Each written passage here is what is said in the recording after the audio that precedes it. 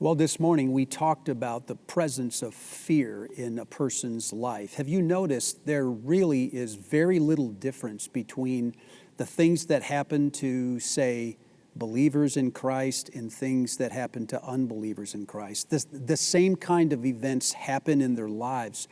The difference is that when a person is a follower of Jesus Christ and they're walking in step with Him, they face that circumstance entirely differently.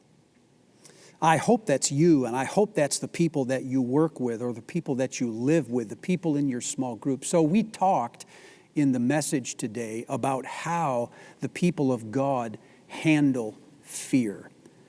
Fear is this pervasive feeling that has crept all over our nation. It's been in our blood for centuries, literally, but most recently it seems that the nation's presence of fear, the awareness of threat, of something from the outside coming in and taking away our way of life or of changing our health or changing the way that we do things, that's just gotten really, really high. So we talked about how the people of God confront that. Here's what we said. When threat comes from the outside, the people of God always retreat to a stronghold called God. We don't confront our enemies by going after our enemies. We confront them by backing into the presence of God. Because when we are in the presence of God, we are in the presence of someone who is really an extraordinary person, who has his hands and fingers into everything, and we can change his mind. And so I encourage you and the people that you work with to back into God rather than into something else that we're used to relying on, like hard work and preparation and our body of work, our talent, our charm, our money, whatever it is. We tend to run to those things whenever we're afraid. That's how we know everything's going to be okay.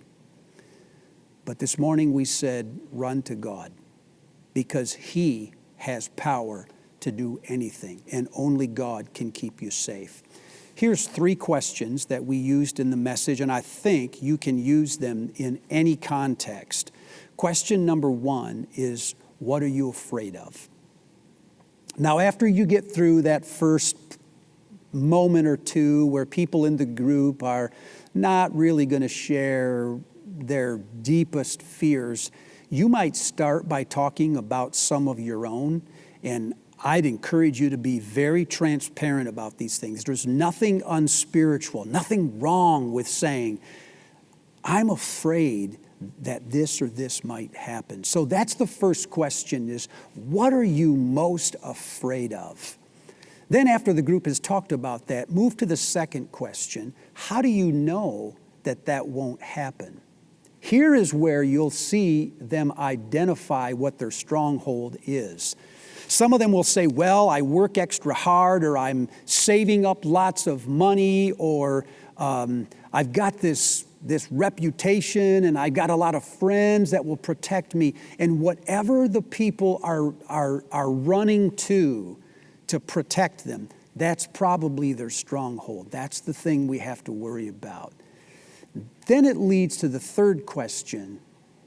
What do you need God to do that only God can do?